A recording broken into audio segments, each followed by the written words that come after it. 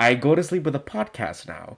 So if I do end up waking up to that thing, then I would hear the podcast and I can focus on the podcast until I fall asleep. So that's one of my tactics to counteract this being,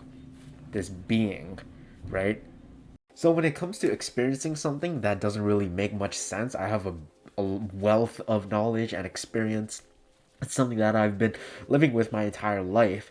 But one interesting interpretation was the interpretation that one of my close friends and teachers said about the things that I experience. And he said that I'm not psychotic. I'm not hallucinating. I'm not crazy. All I am is in tune with the spiritual world. And because I'm so in tune, I see and experience things that not everybody else can. So, this is gonna be a little ghost story, demon story kind of thing, where I just go over the stuff that I learned from him because I've learned a lot from him in the 3 years that I've known him. So yeah, or the 3 years that I've known him, and then stopped talking to him after high school ended. 3 years that I was attending the same school that he was teaching at. So let me start from the very beginning. In sixth grade, when I was first going through my first psychotic episode, I was experiencing a vivid hallucination of somebody standing at the edge of my bed, staring at me, and holding my arms down.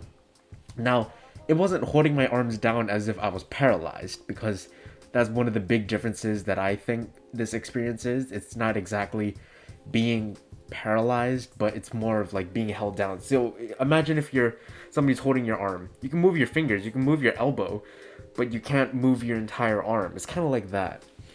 And it was like I could flail around, but I couldn't speak. I could look around, I could flail on my bed, but I was being held down. And there'd be a figure at the edge of my bed, and this is what it looked like. I'm gonna keep this photo up for the entire video because I think it's a very interesting thing for you to look at, because it pertains a lot to this story. So, moving on, I would occasionally see that every single day.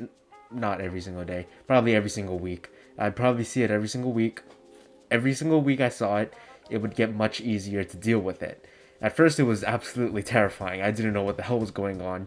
So I went to my family, and my family was like, oh, I don't sense any ghosts, so there's no ghosts. Because my family has been the type of family who has had experience with ghosts, at least in their minds.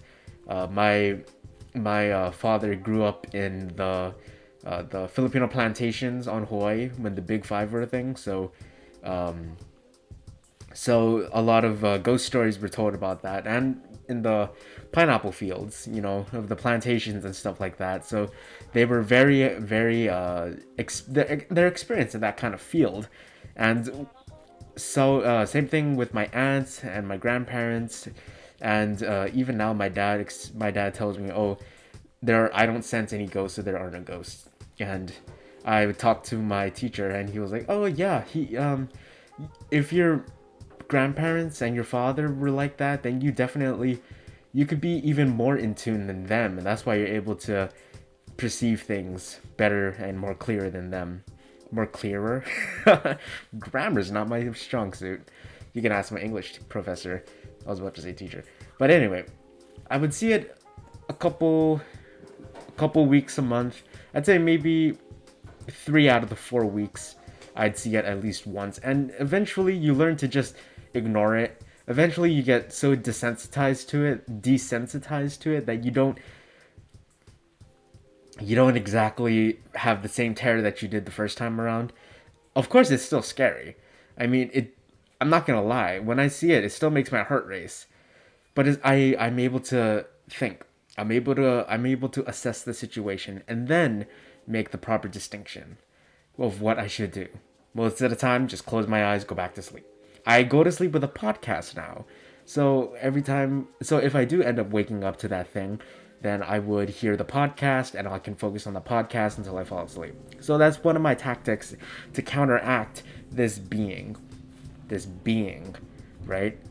But continuing on, in high school, I think it was junior year in high school, I would I wanted to talk to this teacher, and because he was a very interesting person. He's very smart, PhD.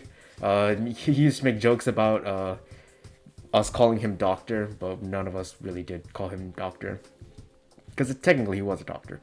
But regardless, I remember I was talking to him, and then, oh man. Oh wait, no. I think it started like this. I wasn't talking to him. He talked to me, and he talked to me about one of my paintings, because my paintings back then were really dark, and it was a reflection of what was going on in my mind and what I was experiencing in my episodes. So my paintings were very, very dark. They were paintings of bloody trees and bloody grasslands. And so he called me after class. He's like, "Are you okay? Like, is this a reflection of what you, I don't know, is this a reflection of you?" And I'm sitting here thinking, I was like, there are a lot of different answers that I could say, and all of them would be correct, but I'm just going to keep this vague and say, well, it's a reflection on the kind of things that I experience. And he was like, "You know what? I'm going to let you go to your next class, but next time you have free time, come talk to me. I think we could get this through together." And that was a very interesting thing, because he can be a very off-putting person. I want to say he has a very strong personality and very strong opinions. So a lot of the time when people talk to him, they kind of get scared. He's ex-military and ex-marine actually, and a lot of the students are nervous around him. But once you get to know him, he's still as intense, but he's a good person. But yeah, I mean, I talked to him, and then the time came around for me to talk to him in my free time. And in high school, we had these free periods where we would sit down and do work, or go on your phone or whatever. Oh, well, technically you're not supposed to go on your phone, but we did. My home teacher allowed us to go on our phones, but it was basically a homeroom period. So I got called down, and I was talking to him, and I was like, "Okay, I'm gonna tell you the whole story. I see and hear things that don't make sense. I see and hear these things, these entities, these demons, and they plague me. That's why I was gone for a week. I was in a mental hospital because they locked me up because of the kind of things that I saw and talked about." And I unloaded the whole story on him. And then he pulls up a photo on his computer, turns it around so I could see it. And I look at it, and I'm like, "What the fuck?" And he's over there, and he's saying, "Is this what you're talking about?" And I saw it, and it was a painting. It was a painting of a shadow being thing. And it was the painting that I saw. It was a painting of the thing that I saw at night. He called it the Dabsog. So I did a little bit of research in it. There's other names for it. There's the Night Hag. The Norse, I think, called it Mara. It's a sleep paralysis demon, but it's one of the things in culture that people swear that it can kill you. It can actually kill you, and there's a bunch of cases where people did experience some sort of traumatic event in their sleep and they died. They literally were so afraid they died. I'm not sure about how medically that works. I'm not in med school. If you want to talk to someone in med school, ask my sister. But I don't exactly know the specific details on it, but people have died. And it was a very interesting concept to think about, because I've been told throughout my entire life, "Oh, you're just crazy. Go lock them up in a mental hospital." But now that somebody's giving me another point of view, a completely different point of view, a point of view that probably seems a lot more comforting than the other point of views, it's a bit scary. It's a bit anxiety provoking, I'll be completely honest. I don't know what's true. I don't know what's false. I don't know what's I don't know. I don't know what's real, what's not real. I don't know what I'm experiencing. I don't know what I'm not experiencing. I genuinely don't know. So he could be true. My doctors could be right. My high school teacher could be true. Anyone could be true. And who am I to say that it isn't true and it is true? Maybe some things that I see are psychotic. Sometimes some things I see are entities. I don't know. And frankly, what they are doesn't really matter as much to me as how I will move forward with them, right? Because when the voices tell me to kill myself and that I'm a failure and that I'll end up hanging from a rafter by the time I turn 30, when I hear that kind of stuff, I kind of think, I'm not really going to focus on what this is. I'm just going to focus on how I can move forward with it. Same mindset that I had when I was younger. When I experienced the demon, the Dab Sog, when I was in 6th grade. Eventually, you get a bit used to it. It'll still freak you out, but it doesn't really matter what it is. The only thing that matters is how you move forward.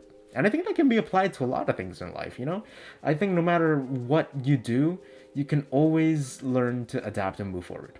And that's something that a lot of people, especially in this age, need to know. Because I feel like we've all lost a sense of adaptability. So yeah, that was my little story. Hope you enjoyed. It's a little bit of a rambling, but I really do hope you enjoyed. It's a bit of a long video too. If you guys like it, put more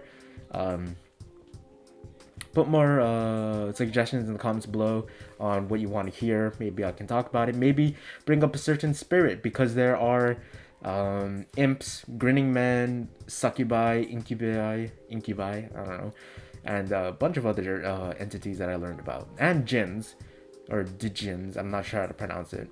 And I can also talk about magic, spells, a certain being that I cannot say, or else I risk sacrificing my soul. But yeah, it's a I think I have a lot more to talk about on this subject. So thank you for watching. I'll catch you in the next one. Ohui ho, malama pono.